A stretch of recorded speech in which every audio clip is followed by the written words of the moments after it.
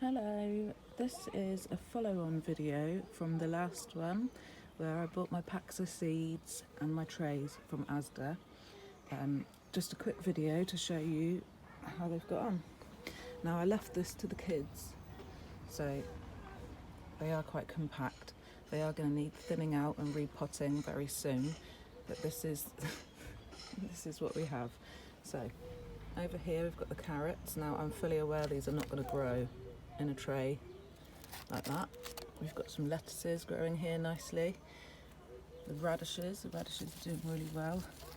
The little bulbs down there starting to swell. These trays germinated so quickly. We've been really lucky with the weather, although it's been dry, so we've been having to water this sometimes twice a day because it gets quite hot out here in this little corner of the garden. But they have grown in literally, they germinated within 10 days. Over here we've got the peas. They're doing quite well, and I will be transplanting these straight in their corn pots into the vegetable patch once the echium is finished flowering and I cut it down and make some room. I think these are spinach. I'm not sure because I left this to my little girl to do. Calendula flowers, basil, and just yesterday I planted some lime basil, which would be interesting because I haven't actually tried lime basil before, and I bought those seeds from the Eden Project last year. So yeah, the pumpkins, for some reason they just did not germinate, which I'm devastated because usually we have our own pumpkins by Halloween. So that's a bit gutting, but never mind. Over here we've got the tomatoes. I didn't plant these from seed. I cheated. I bought some plug plants, but they're doing really well. I think they're going to need bigger pots soon. A little bit of Indian mint. Now, I bought this about 4 years ago from a farmer's market and it's still alive, although I'm hoping it will grow more because it's beautiful. It has long trailing leaves and stems.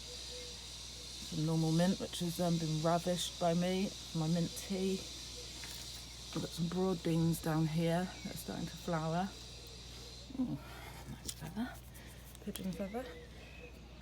My cactuses, which I've left out all winter. We've got the prickly pear cactus, the cutting which I took from Kew Gardens. Sorry, Kew.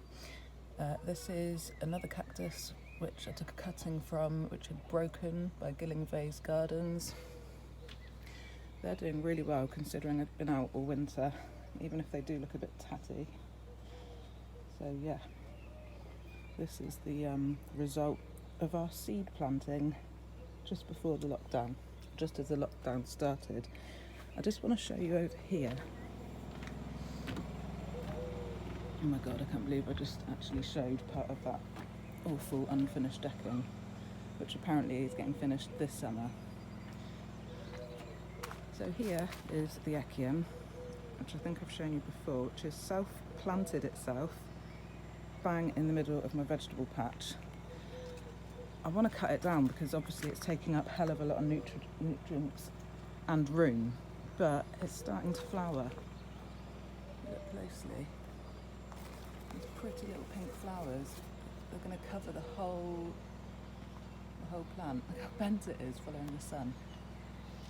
And they're obviously really liking it here next to the Angelica, which is, Jesus, over 6 foot. That has gone crazy, but I love it, and I love the Zambuca aniseed sort of smell and taste. The echiums, going back to, they're beautiful. I love them. They make such a statement with their flower spike, but the minute those flowers have finished and we have a windy day, especially with the coastal winds that we have, all these little flowers will turn to seed, and they're very fine light seed, and they literally cover the entire garden, and hundreds of these echiums start sprouting up, which is all good. But look at the bloody size of them, like literally 6.5 foot tall. I think this was a hybrid from the seeds that I bought actually from Truba Gardens. they're wild, they go crazy. And it's mad to show nature doing its thing, just setting seed. Let me see if I can zoom out to show you, so you can appreciate the actual size of it. Crazy. The bananas are doing really well. What are we? April the 27th. We've got some beautiful lush green leaves coming up. It's not, I don't know why it's so like cloudy and hazy, they're videoing today. And then over here, we are actually starting to flower. This is a banana flower. I don't know if you can see. That is where the bananas are starting to grow. It's this big flower bud, and inside it stores the genetics for a lovely big bunch of bananas. Unfortunately, it's not warm enough in Cornwall for them to ripen, but I wish you could see properly. It's just not.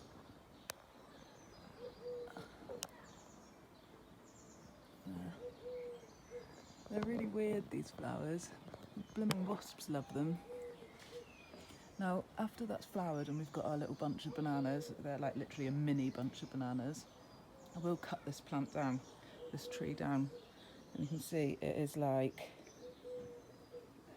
what, 12, 15 feet high, but it has been exhausted. The leaves are really tatty, it's not doing great, not like the other ones. We've got fresh, lush growth. It's obviously exhausted by putting that flower out. So that tree will go, but all is not lost because we've got babies already shooting up. So it's all good. It is the process of life. Death and rebirth. And that's what's important about gardening. And that we all have to remember. Wow. Look at these beautiful, big, lush, green, waxy leaves. I love the banana trees, but this is nothing. They are literally going to open up into a beautiful canopy by the middle of summer.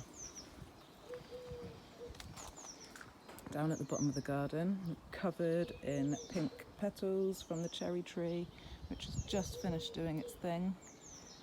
I love the cherry blossom. It's like the star of the garden around this time of year. But unfortunately, all those petals have got to come down. I did try and sweep up a bit, but it's just pointless because it's literally falling down on me as I'm sweeping up. So I'll leave it until it's done. I've got a pretty little magnolia going on over here. Beautiful, I love this pink magnolia. Yeah, there you go, a little update of the garden in April. Hey Tyrus.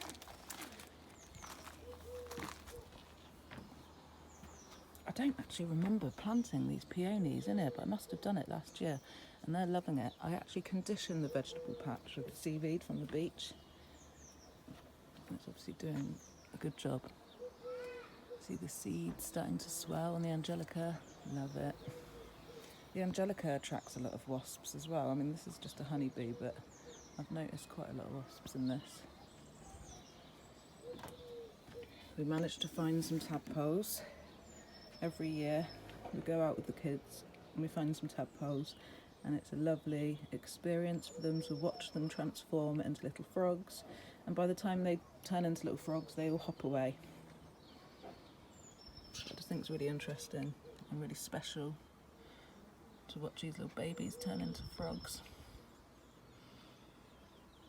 These ones we actually got from a really long walk that we went on from Granite Pit over near Lana, because usually we'd get them from Truba Gardens, but obviously it's shut for lockdown.